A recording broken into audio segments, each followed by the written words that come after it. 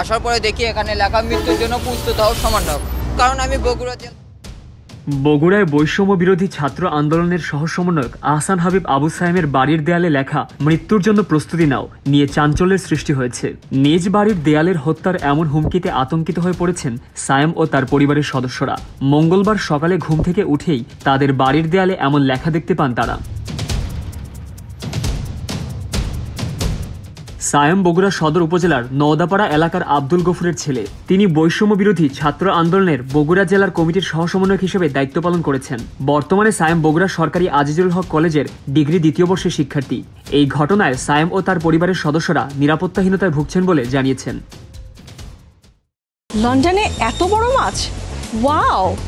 মাছে ভাতে বাঙালি, আর সেই মাছ পেতে আসুন লন্ডন ফিশ নেটে। জি হ্যাঁ, ইস্টহ্যাম পুরাতন টাউন হলের সন্নিকটে আপনার প্রিয় মাছের সম্ভারে ভরপুর।